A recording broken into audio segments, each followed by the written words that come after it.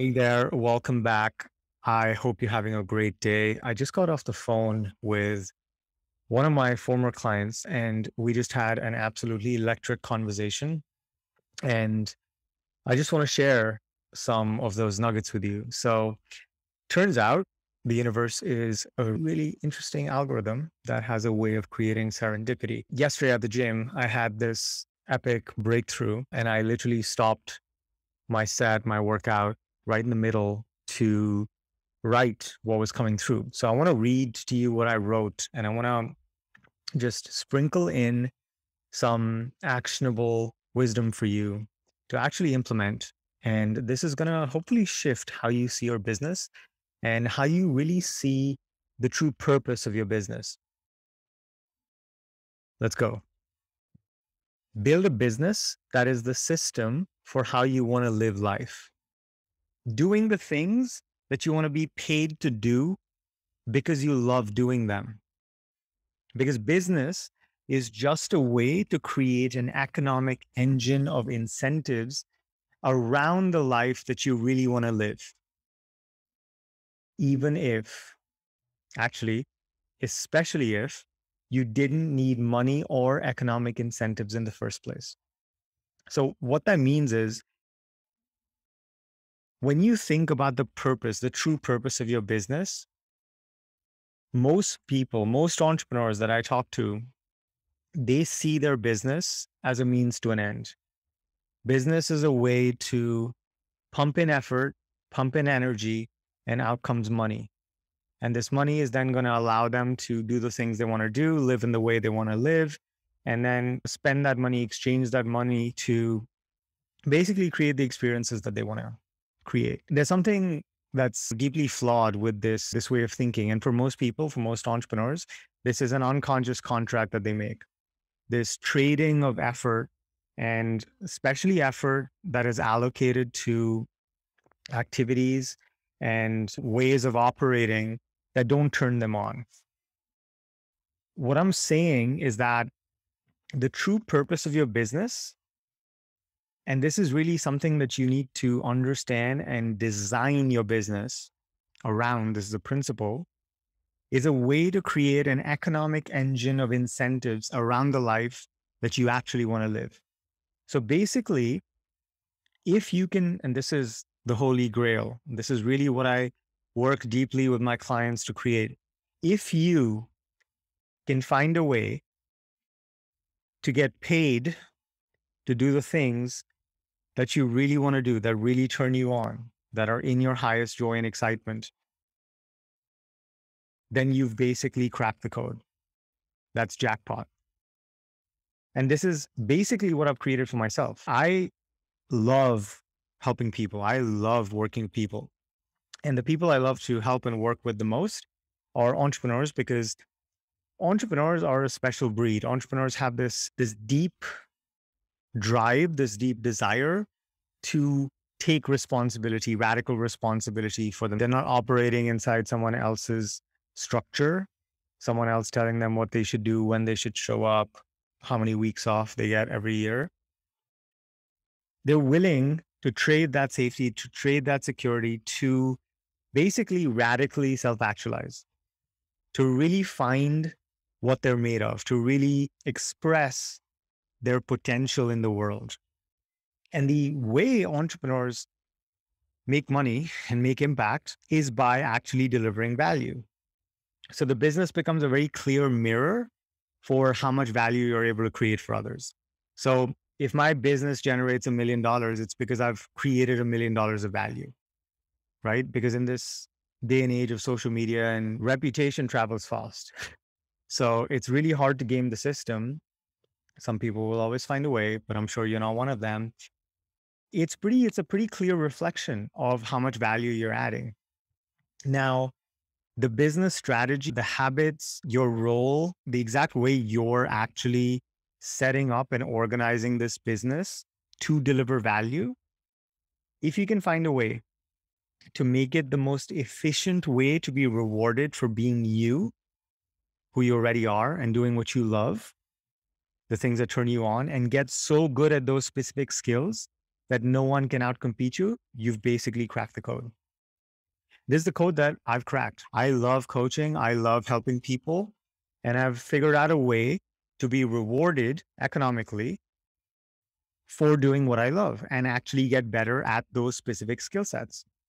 And for me, it's a skill of human transformation, unlocking human potential, up-leveling human performance, helping people create value in the world and therefore create value for themselves and their families, and actually be free and have the kind of freedom that allows them to do whatever they want, whenever they want, in whatever way they want. Now, because I've created an economic engine around the exact things that I love doing, that are the things that I want to get better at, it basically creates a self-reinforcing feedback loop. And it's very hard for anyone to compete with me because I'm pretty sure no one loves this as much as I do, right? So much so that I would be doing this even if I wasn't getting paid for it. Now, because I've figured out a way to get paid for it, it creates this feedback loop and it turns the things that I love to do and the specific skills that I'm cultivating essentially a flywheel. So the more I do it, the more I get rewarded for it. And the better I get at those skills, and the better I get at those skills, the more I get paid for it, and so on. Now, you can do this in your business, right? Whatever your business is.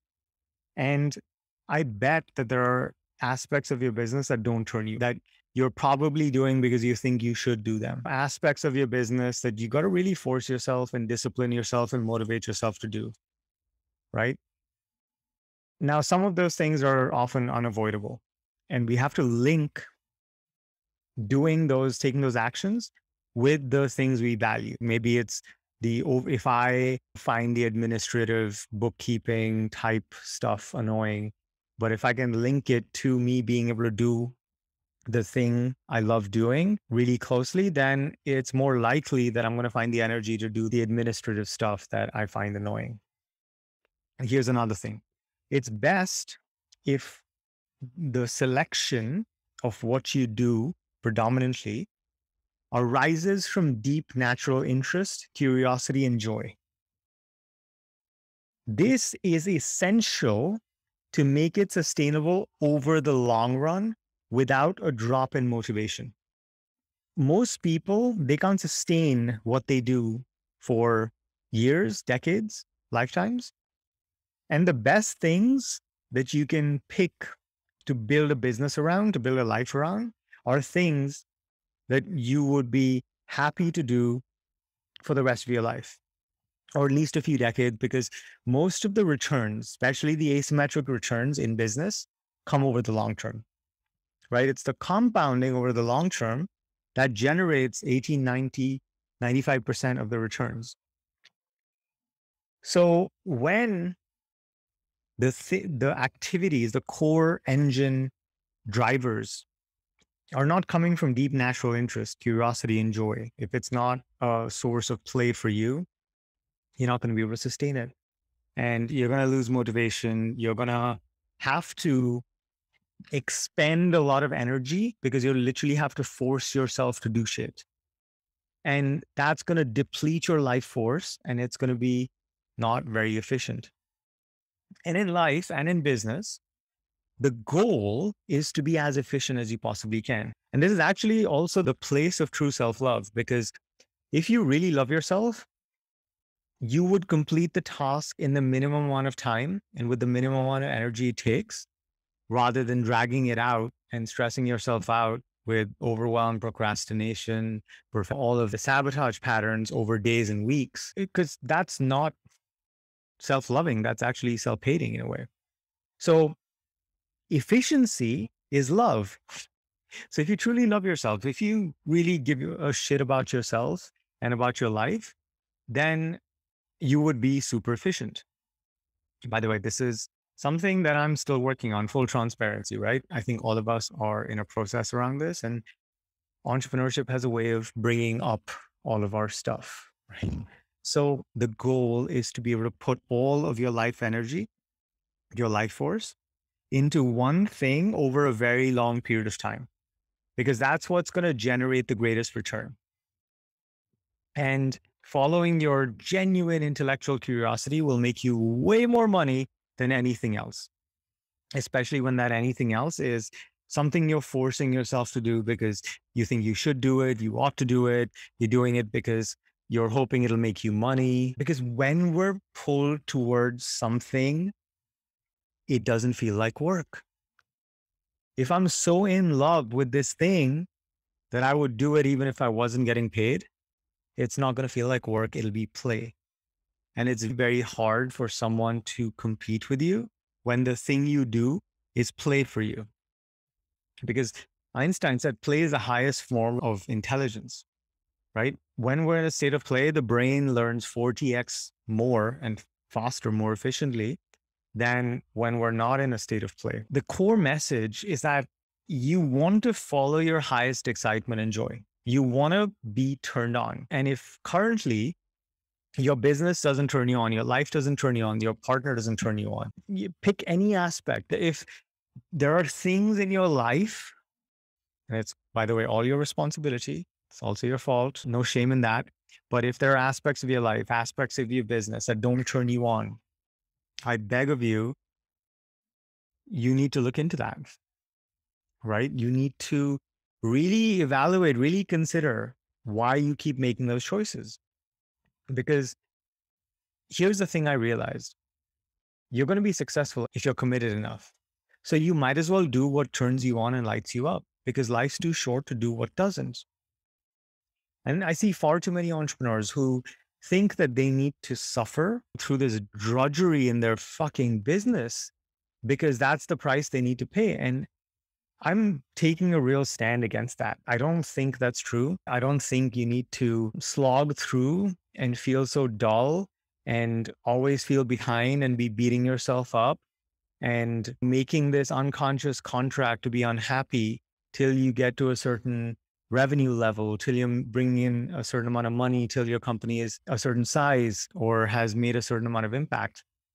In fact, the more you're enjoying yourself, the more you're in love with your business, the more you're just genuinely, passionately turned on by as many aspects of your business as humanly possible, the bigger the guarantee that you're actually going to hit your goals.